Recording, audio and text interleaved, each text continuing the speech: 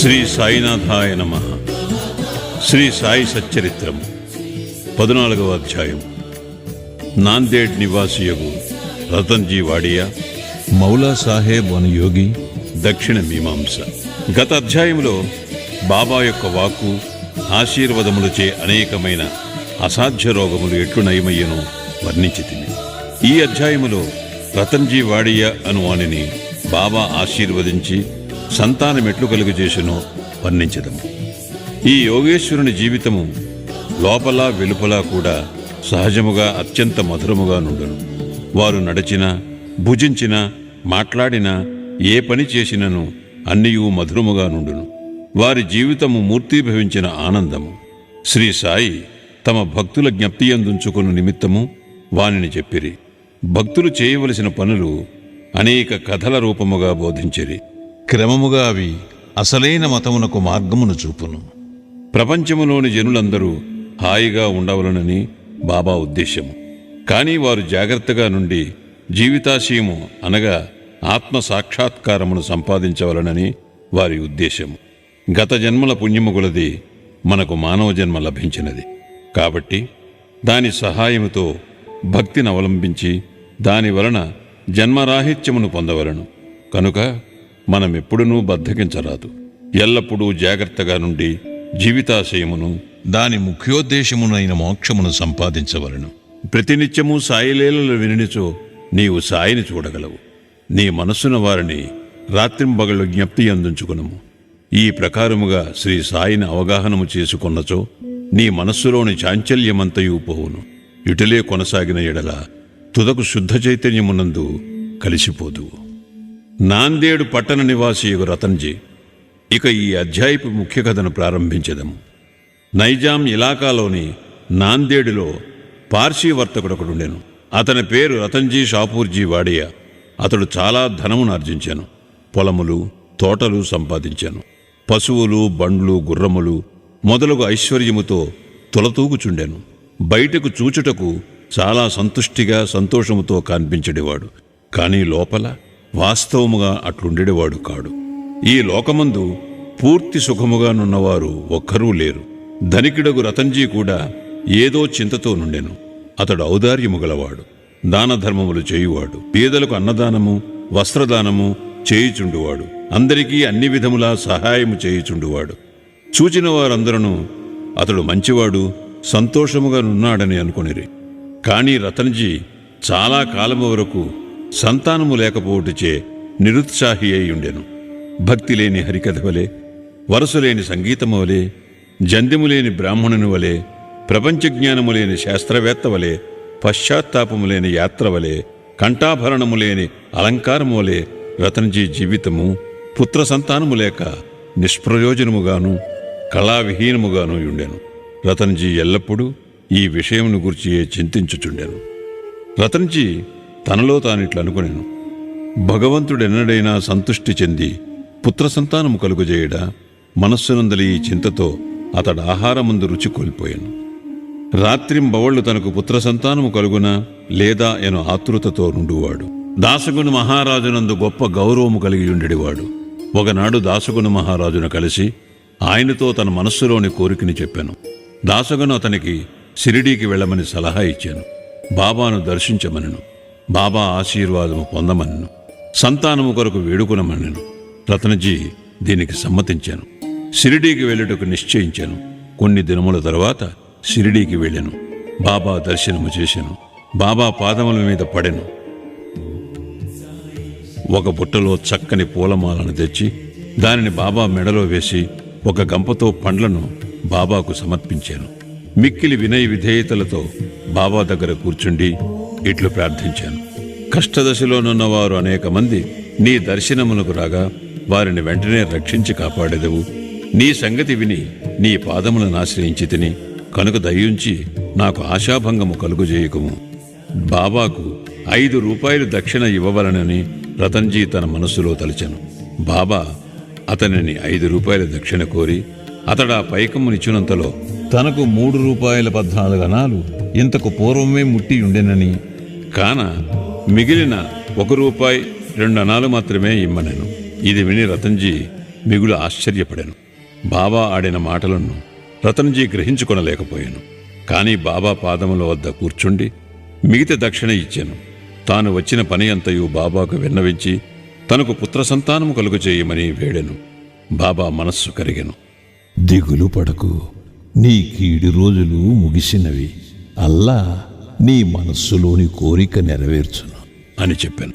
బాబా వద్ద సెలవు పుచ్చుకొని రతన్జీ నాందేడుకు వచ్చాను. దాసగణకు షిరిడీలో జరిగిన వృత్తాంతమంతయు తెలిపాను. అంతయు సవ్యముగా జరిగిననియు, బాబా దర్శనము, వారి ఆశీర్వాదము, ప్రసాదము లభించినవనియు, ఒక్కటి మాత్రము తనకు బాధపడిన సంగతి గలదనియు అనెను. తమకు అంతకు ముందే 3 రూపాయల 14 అణాలు ముట్టినవని బాబా ఆడిన మాటలకు అర్థమేమని దాసగుణను అడిగాను. ఇంతకు మునుపు నేనెప్పుడూ షిరిడీకి వెళ్ళి ఉండలేదే, నా వల్ల బాబాకు 3 రూపాయల 14 అణాలు ఎట్లు ముట్టెను? అది దాసగణకు కూడా ఒక చిక్కు సమస్యగా తోచెను. దానిని గూర్చి కొంతసేపు ఆలోచించాను. కొంతకాలమైన పిమ్మట అతనికే దాని వివరమంతయు తట్టెను. మౌలా సాహేబును మహాత్ముని రతన్జీ అంతకు మునుపు సత్కరించిన విషయము జ్ఞాపక వచ్చాను. నాందేడులో మౌలా సాహేబు గురించి తెలియని వారు లేరు. వారు నెమ్మదైన యోగి. రతన్జీ షిరిడీకి పోవ నిశ్చయించగానే ఈ మౌలా సాహేబు రతన్జీ ఇంటికి వచ్చాను. ఆనాటి ఖర్చు సరిగా 3 రూపాయల 14 అణాలొకటి చూచి అందరూ ఆశ్చర్యపడిరి. అందరికీ బాబా సర్వజ్ఞుడని స్పష్టమైనది. వారు షిరిడీలో ఉన్నప్పటికీ దూరంలో నేమి జరుగుచుండెనో వారికి తెలియచుండెను. లేనిచో మౌలా సాహేబుకిచ్చిన 3 రూపాయల 14 అణాల సంగతి బాబాకెట్లు తెలియగలదు? వారిద్దరూ ఒక్కటే అని గ్రహించిరి. దాసగను చెప్పిన సమాధానమునకు రతన్జీ సంతృష్టి చెందాను. అతనికి బాబా యందు స్థిరమైన నమ్మకము కలిగాను. భక్తి హెచ్చాయను. కొద్ది కాలము పిమ్మట అతనికి పుత్ర సంతానము కలిగాను. ఆ దంపతుల ఆనందమునకు మితి లేకుండెను. కొన్నాళ్లకు వారికి 12 సంతానము కలిగిరి. కాని 4 మాత్రమే బ్రతికిరి. ఈ అధ్యాయము చివర హరివినాయక సాఠే అయినవాడు తన మొదటి భార్య కాలము చేసిన పిమ్మట 2వ వివాహం చేసుకునినచో పుత్ర సంతానము కలుగునని బాబా ఆశీర్వదించిన కథ గలదు. అట్లే 2వ భార్య వచ్చిన పిమ్మట వారికి 2 కుమార్తెలు కలిగిరి. అతడు నిరుత్సాహము చెందెను. కాని బాబా మాటలన్నిటికీ అసత్యములు కానేరవు. 3వసారి అతనికి కొడుకు పుట్టాను. ఇట్లు బాబా వాక్యము నిజమైనది. అంతనతడు మిక్కిలి సంతృష్టి చెందెను. దక్షిణ మీమాంస. దక్షిణ గూర్చి క్లుప్తముగా చెప్పి ఈ అధ్యాయమును ముగించెదము. బాబా తమను చూచుటకు వెళ్ళిన వారి వద్ద నుంచి దక్షిణ పుచ్చుకొనుట అందరికీ తెలిసిన సంగతే. బాబా ఫకీరైనచో, వారికి దేనియందు అభిమానము లేకున్నచో వారు దక్షిణ ఎందుకడగవలను, వారు ధనమేల కాంక్షించవలను అని ఎవరైనా అడగవచ్చును. దీనికి పూర్తి సమాధానమిది. మొట్టమొదట బాబా ఏమీయునూ పుచ్చుకొనిడివారు కారు. కాల్చిన అగ్గిపుల్లలను జాగ్రత్త పెట్టుకుని జేబులో వేసుకునిడివారు. భక్తులను గాని తదితరులను గాని బాబా ఏమీయూ అడిగడివారు కారు. ఎవరైనా ఒక కాని గాని 2 కానులు గాని ఇచ్చినచో వానితో నూనె పొగాకు కొనిడివారు. బీడీ గాని చిలుము గాని పీల్చేవారు. రిక్తహస్తములతో యోగులను చూడరాదని కొందరు 1 గాని 2 గాని పైసలను బాబా ముందర పెట్టేవారు. 1 గాని ఇచ్చినచో బాబా జేబులో ఉంచుకునిడివారు. అర్ధన అయినచో తిరిగి ఇచ్చేవారు. బాబా కీర్తి అన్ని దిశలకు వ్యాపించిన తరువాత అనేక మంది బాబా దర్శనమునకై గుంపులు గుంపులుగా రాజొచ్చిరి. అప్పుడు బాబా వారిని దక్షిణ అడుగుచుండెను. దేవుని పూజ యందు బంగారు నాణెము లేనిదే ఆ పూజ పూర్తి కాదు అని వేదము చెప్పుచున్నది. దేవుని పూజ యందు నాణెం అవసరమైనచో యోగుల పూజలలో మాత్రమేలా ఉండరాదు. శాస్త్రములలో కూడా ఏమని చెప్పబడినదో వినుడు. భగవంతుని, రాజుని, యోగిని, గురుని దర్శించుటకు పోవునప్పుడు రిక్తహస్తములతో పోరాదు. నాణెము గాని డబ్బు గాని సమర్పించవలను. ఈ విషయము గూర్చి ఉపనిషత్తులు ఏమని ఘోషించుచున్నవో చూచెదము. బృహదారణ్యకోపనిషత్తులో ప్రజాపతి దేవతలకు, మానవులకు, రాక్షసులకు దా అను అక్షరము బోధించాను. ఈ అక్షరము వల్ల దేవతలు దమము అవలంబించవలనని గ్రహించిరి. అనగా ఆత్మను స్వాధీనమందుంచుకొనుట. మానవులు ఈ అక్షరమును దానముగా గ్రహించిరి. రాక్షసులు దీనిని దయ అని గ్రహించిరి. దీనిని బట్టి మానవులు దానము చేయవలనని నియమము ఏర్పడెను. తైత్తిరీయోపనిషత్తు దానము మొదలగు సుగుణములను అభ్యసించవలెనని చెప్పును. దానము గట్టి విశ్వాసముతోనూ ధారాళముగను అణకువతోనూ భయముతోనూ కనికరముతోనూ చేయవలను. భక్తులకు దానము గూర్చి బోధించుటకు, ధనమందు వారికి గల అభిమానము పోగొట్టుటకు, వారి మనములను శుభ్రపరచుటకు బాబా దక్షిణ అడుగుచుండెను. కాని ఇందులో ఒక విశేషమున్నది. బాబా తాను పుచ్చుకును దానికి 100 రెట్లు తిరిగి ఇవ్వవలసి వచ్చుచుండెను. ఇట్లనేక మందికి జరిగెను. దీనికి ఒక ఉదాహరణము. గణపతిరావు బోడస్సెను ప్రముఖ నటుడు తన మరాఠీ జీవిత చరిత్రలో గడీ గడియకు బాబా దక్షిణ అడుగుచుండుట చేత ధనముంచుకున్న సంచి తీసి బాబా ముందు కుమ్మరించి తిననియు, దీని ఫలితముగా ఆనాటి నుండి తన జీవితములో ధనమునకు ఎట్టి లోటు లేకుండాననియు వ్రాసెను. ఎల్లప్పుడూ కావలసినంత ధనము గణపతిరావు బోడస్సుకు దొరుకుచుండెను. బాబా దక్షిణ అడిగినప్పుడు ధనమే ఇవ్వనక్కరలేదన్న అర్థము కూడా పెక్కు సంఘటనల వలన తెలియవచ్చుచున్నది. దీనికి 2 ఉదాహరణములు. బాబా 15 రూపాయలు దక్షిణ ఇమ్మని ప్రొఫెసర్ జీజీ నార్కే అడుగగా అతడు తన వద్ద దమ్మిడి అయినా లేదనను. దానికి బాబా ఇట్లనెను, నీ వద్ద ధనము లేదని నాకు తెలియను, కానీ నీవు యోగ వాసిష్టము చదువుతున్నావు కదా, దాని నుంచి నాకు దక్షిణ ఇవ్వు. దక్షిణ ఎనగా ఇచ్చట గ్రంథము నుంచి నేర్చుకునిన విషయములను జాగ్రత్తగా హృదయములో దాచుకునమని అర్థము. ఇంకొకసారి థర్కట్ భార్యను 6 రూపాయలు దక్షిణ ఇమ్మని బాబా అడిగాను. తన వద్ద పైకము లేకుండాటచే ఆమె మిగులు చిన్నబోయాను. అప్పుడు అక్కడనేయున్న ఆమె భర్త బాబా వాక్కులకు అర్థము చెప్పాను. తన 6 శత్రువులను అనగా కామక్రోధ లోభాదులను తమకు పూర్తిగా సమర్పించవలనని బాబా భావమని అతడు తన భార్యకు వివరించాను. దానికి బాబా పూర్తిగా సమ్మతించాను. బాబా దక్షిణ రూపముగా కావలసినంత ధనము వసూలు చేసినప్పటికీ దానినంతయు వారు ఆనాడే పంచిపెట్టుచుండిరి. ఆ మరుసటి ఉదయమునకు బాబా మామూలు పేద ఫకీరగుచుండెను. 10 సంవత్సరముల కాలము వేల కొలది రూపాయలను దక్షిణ రూపముగా పుచ్చుకొనినను మహాసమాధి చెందు నాటికి 7 రూపాయలు మాత్రమే వారి చెంత మిగిలిను. 1000 ఏళ్ల బాబా దక్షిణ పుచ్చుకొనుట భక్తులకు దానమును త్యాగమును నేర్పుట కొరకే. దక్షిణ గూర్చి ఇంకొకరి వర్ణన. బీవీ దేవ్ ఠానా నివాసి, ఉద్యోగ విరమణ చెందిన మామల్తాతార్ బాబా భక్తుడు. దక్షిణ గూర్చి ఆయన శ్రీ సాయిలీలా మాసిక్ పత్రికలో ఇట్లు వ్రాసి ఉన్నారు.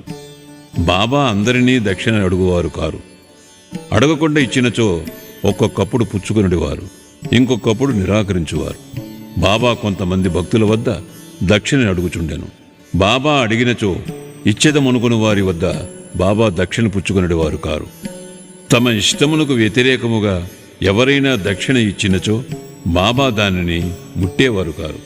ఎవరైనా దక్షిణ తమ ముందుంచినచో దానిని తిరిగి తీసుకుని పొమ్మనుచుండేది.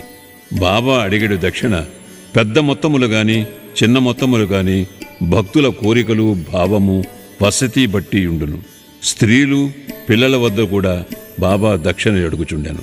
వారు అందరూ ధనికులను గాని అందరూ బీదలను గాని దక్షిణ అడగలేదు. తాము అడిగిన దక్షిణ ఇయ్యని వారిపై బాబా కోపించి ఉండలేదు. ఎవరి ద్వారానైనా భక్తులు దక్షిణ పంపినతో తెచ్చినవారు దానిని మరచునప్పుడు వారికి దానిని గూర్చి జ్ఞప్తికి తెచ్చి ఆ దక్షిణను పుచ్చుకునేవారు. ఒక్కొక్కప్పుడు చెల్లించిన దక్షిణ నుంచి కొన్ని రూపాయలు తిరిగి ఇచ్చి పూజలో పెట్టుకొనమనడివారు. దీని వలన భక్తునికి మిక్కిలి ప్రయోజనము కనిపించుచుండెను. అనుకున్న దానికంటే ఎక్కువ ఇచ్చినచో కావలసిన దానిని ఉంచుకుని మిగతా దానిని తిరిగి ఇచ్చివేయుచుండేది. ఒక్కొక్కప్పుడు భక్తులు అనుకునే దానికంటే ఎక్కువగా ఇవ్వమనుచుండువారు. లేదనిచో నెవరి వద్దైనా బదులు పుచ్చుకొని గాని అడిగి తీసుకుని గాని ఇవ్వమనుచుండేది. కొందరి వద్ద నుంచి ఒకే రోజు 3-4 సార్లు దక్షిణ కోరుచుండేది. దక్షిణ రూపముగా వసూలైన పైకము నుంచి బాబా కొంచెము మాత్రమే చిలుమునకు ధుని కొరకు ఖర్చు పెట్టుచుండేది. మిగతా దానినంతయు బీదలకు దానము చేయుచుండెడివారు. 50 రూపాయలు మొదలు 1 రూపాయి వరకును ఒక్కొక్కరికి నిత్యము దానము చేయుచుండేవారు. షిరిడీ సంస్థానములో ఉన్న విలువైన వస్తువులన్నీ రాధాకృష్ణమాయి సలహాచే భక్తులు తెచ్చి ఇచ్చిరి. ఎవరైనా విలువైన వస్తువులు తెచ్చినచో బాబా వారిని తిట్టెడివారు. నానాసాహెబ్ చందోర్కర్తో తన ఆస్తి అంతయు 1 కౌపీనము, 1 విడిగుడ్డ, 1 కఫని, ఒక తంబిరేలు గ్లాసు మాత్రమే అనియు, అయినప్పటికీ భక్తులు అనవసరమైన నిష్ప్రయోజనమైన విలువైన వస్తువులు తెచ్చుచున్నారని అనుచుండెడివారు. మన పారమార్థికమునకు ఆటంకములు 2 గలవు. మొదటిది స్త్రీ, రెండవది ధనము. షిరిడీలో బాబా ఈ 2 సంస్థలను నియమించియున్నారు. అందొకటి దక్షిణ, రెండవది రాధాకృష్ణమాయి. తన భక్తులు ఈ రెంటినీ ఎంతవరకు విడిచిపెట్టిరో పరీక్షించుటకై బాబా వీనిని నియమించెను. భక్తులు రాగానే దక్షిణ ఎడిగి పుచ్చుకుని బడికి అనగా రాధాకృష్ణమాయి గృహమునకు పంపుచుండెరి. ఈ 2 పరీక్షలకు తట్టుకొన్నచో అనగా కనకమందు కాంతయందు అభిమానము పోయినదని నిరూపించినప్పుడే బాబా దయవలన ఆశీర్వాదము వలన వారి పారమార్థిక ప్రగతి శీఘ్రమొకట దృఢపడుచుండెను. భగవద్గీతలోనూ ఉపనిషత్తులలోనూ పవిత్రమైన స్థలమందు పవిత్రునికిచ్చిన దానము ఆ దాత యొక్క యోగక్షేమములకు అధికముగా తోడ్పడునని ఉన్నది. షిరిడీ కన్న పవిత్ర స్థలమేది. అందున్న దైవము సాయిబాబా కన్న మిన్న ఎవరు? 14వ అధ్యాయము సంపూర్ణము. సద్గురు శ్రీ సాయినాథార్పణమస్తు. శుభం భవతు.